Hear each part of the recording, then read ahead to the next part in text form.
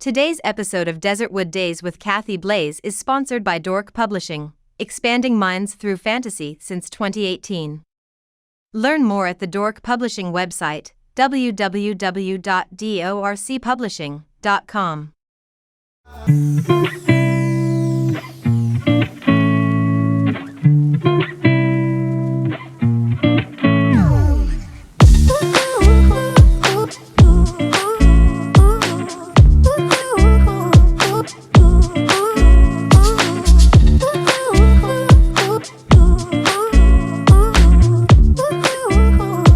To Desertwood Days, and today I'd like to introduce to you one of the dancing grannies for the Phoenix Suns. Let's welcome Miss Mary Lou Root. Hi there. Hello there. Nice to see you. Nice to see you. Hugs. Yeah, you've Big gotten tall since the last time I've seen you. I did.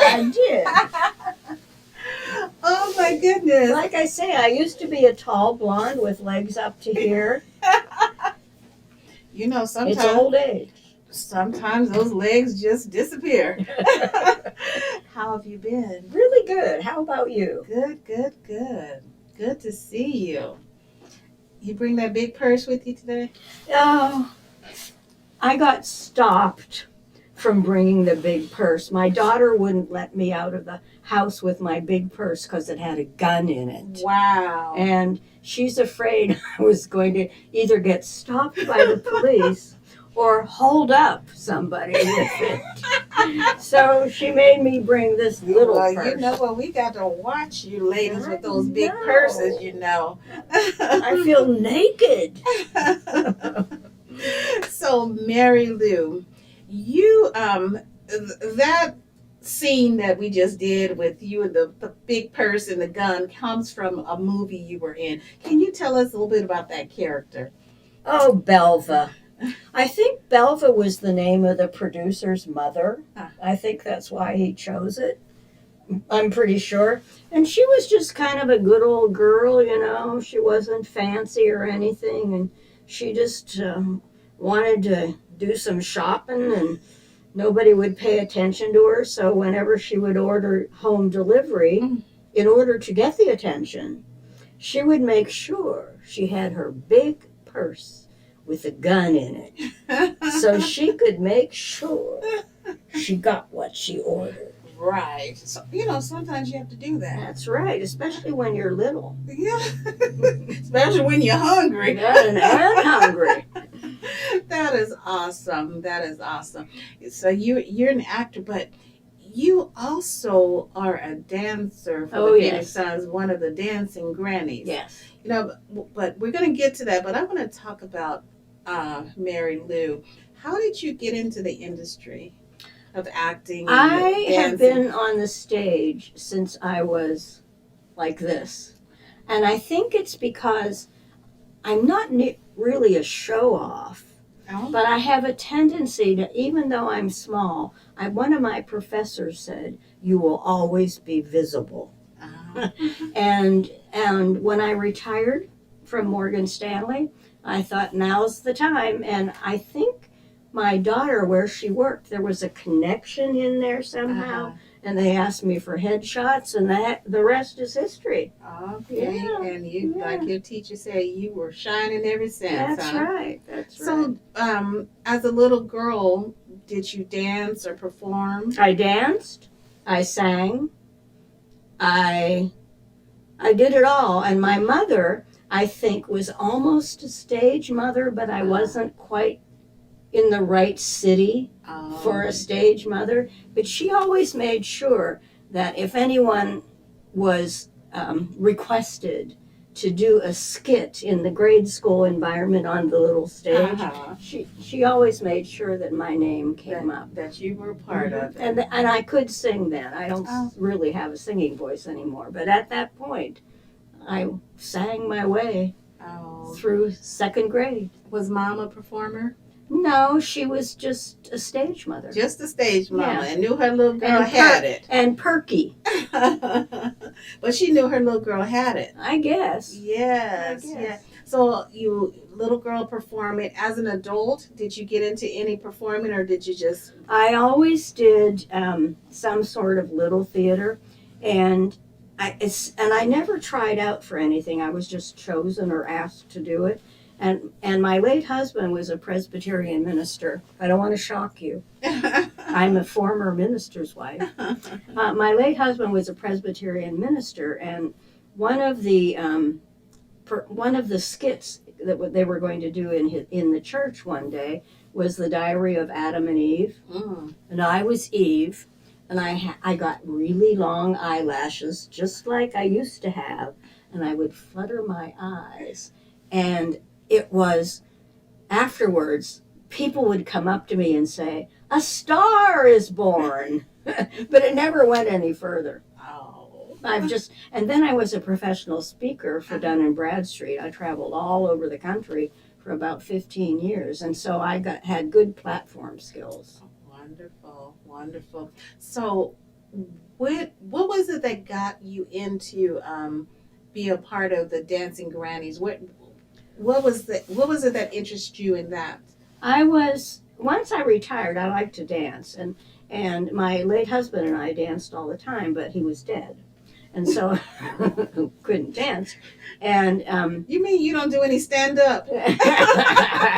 and so I looked for things, for exercise routines where I could still dance and not have to have a partner, because I don't know about you, but a lot of men weren't as skilled at dancing as my late husband was. So I found I was at I joined the Y in my area, and they had salsa lessons. Oh, okay. And I just loved that. And I did salsa, and I learned how to do the lazy leg and all of that stuff.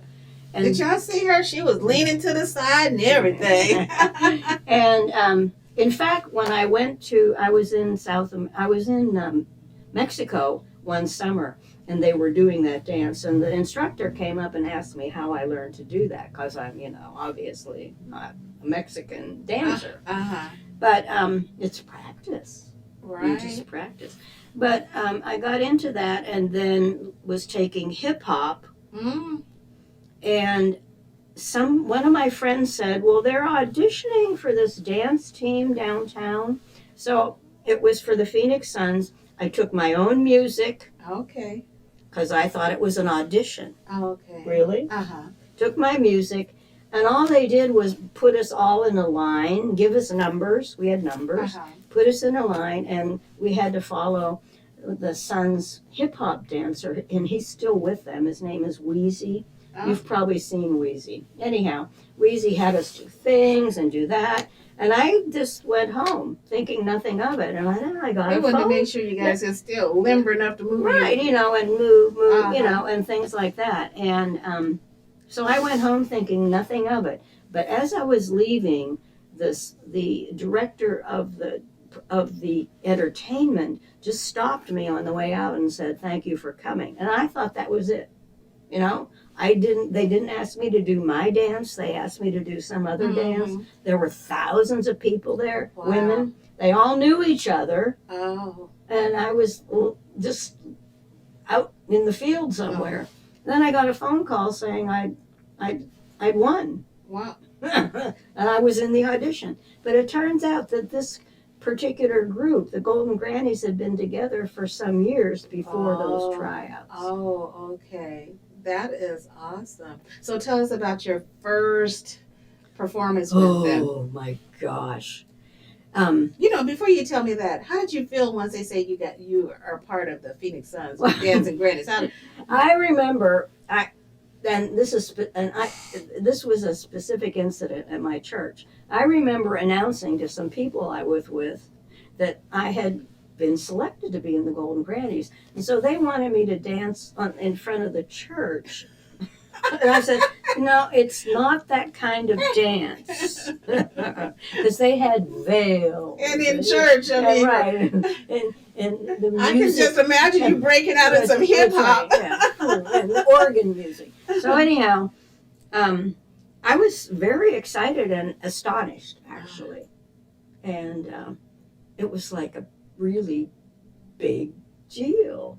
And then when I got to the practices and I learned how that they did that audition every year, and people would just die before the auditions because they didn't know if they'd get picked. So we did that every year, but I was surprised at how well they received us, especially the Mercury fans. Wow.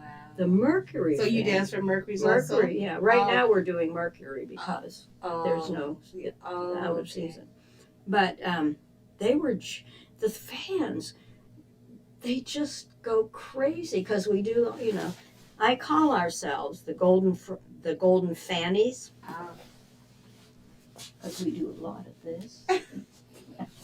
So, Mary Lou, how long have you been with the Dancing Grannies? I think it's a little over 10 years, and I'm now among the oldest. Oh. Okay. Because the minimum age is 55. Oh. And I'm not. Oh. Okay. You know what? 55-year-olds want to be called granny. I think they started young. I guess, yeah, that's true. Some grannies are starting young, even in their 30s nowadays. Well, they have the moves. Yeah. So, what are some of the youngest ages you guys have in there? 55. 55 is the youngest? There are a bunch, and they're usually in the front row doing all the moves. Oh, okay. And they can get down and get back up. Oh, okay. But older grannies can get down. But they may need help getting back up. It's just like, help me up. Yeah. So, tell me about your first performance. That's what I want to hear. Oh, the first performance was we practice, and then we run out. We're in the tunnel. If that's where the players come out, and mind you, those players are 3 times my height. Mm-hmm. So we're in the tunnel with the players. They run out. Then it's our turn. We run out, and it's like, just the heart is beating. And I used to be a speaker, so I have all kinds of exercises on how to use up that kinetic energy. So we get out there and we dance, and it's over, and then we rush off, and everyone's clapping and screaming, and it's like we don't even remember, and did I make a mistake? Why all that practice and it's 1 minute? Right. Are you serious? Yeah. So tell me about some of those exercises you do for your kinetic Well, energy. using up kinetic energy. A lot of what I do is now, mind you, we're in an arena, so I can do that. You know the one where they go, we will. So that's how I do it. Because I'm in line with a bunch of women, and I just use it up that way. So how is this? I'm trying to figure out what is the feeling like being around these. I'm gonna call them superstars. These basketball players. Oh my gosh, we love them. You're a part of that. We are a part of them, and don't you forget it. Yeah. And one of the grannies, this little Judy, she's short like I am, so she's usually in the front row, but she's often on that end as we exit. And she's always, and the bench is there, and she's always slapping.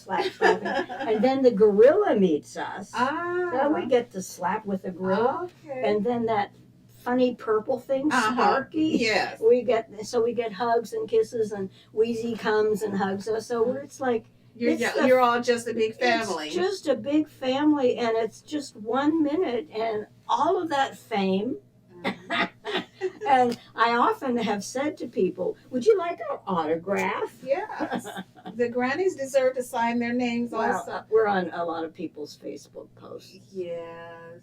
So is this volunteer work, or you guys paid? We don't get paid. We get paid in adulation, but we also get our uniforms. So we have sparkly gold shoes and those gold lame pants and shirts of the year, whatever that particular year is, the color, the purple, the black. So there's other little perks that you guys get. And fame and free tickets. Yes, that's always nice. Right. That is nice. So you know what?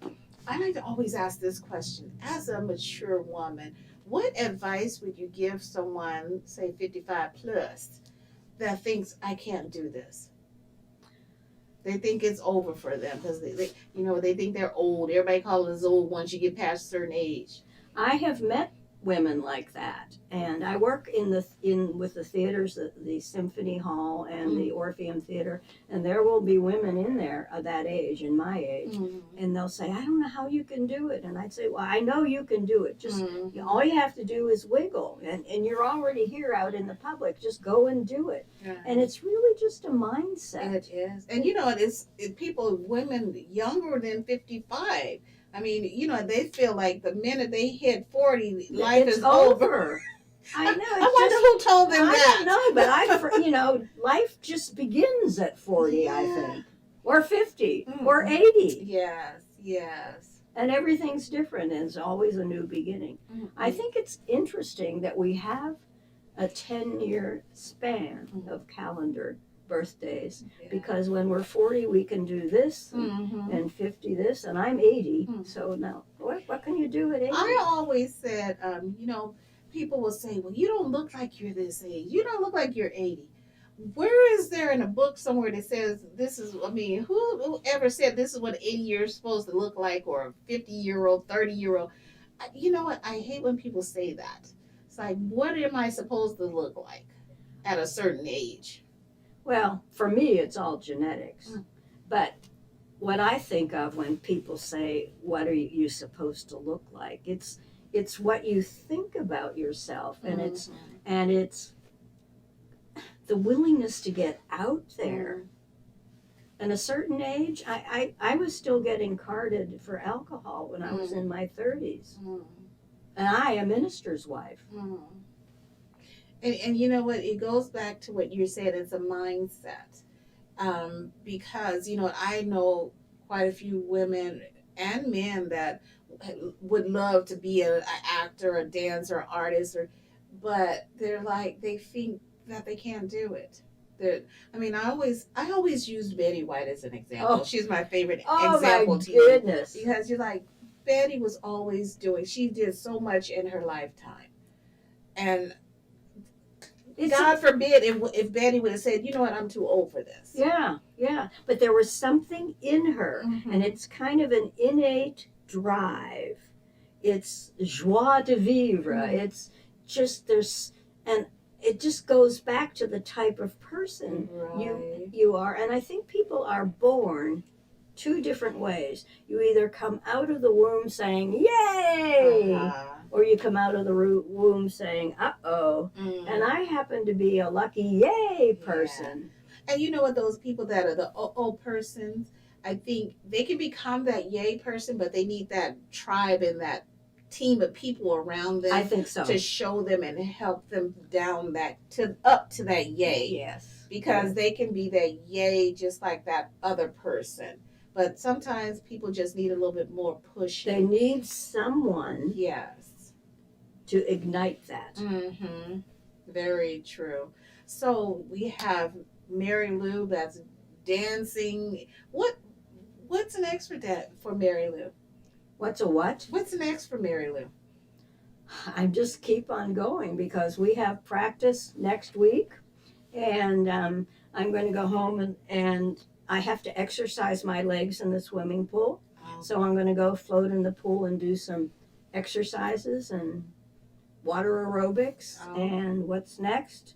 Just keep on doing what I'm doing. Keep doing what you're doing. Just keep saying yes. Say yes. Does being a part of this, you know, sometimes being a part of something so big, I mean, that keeps you lively.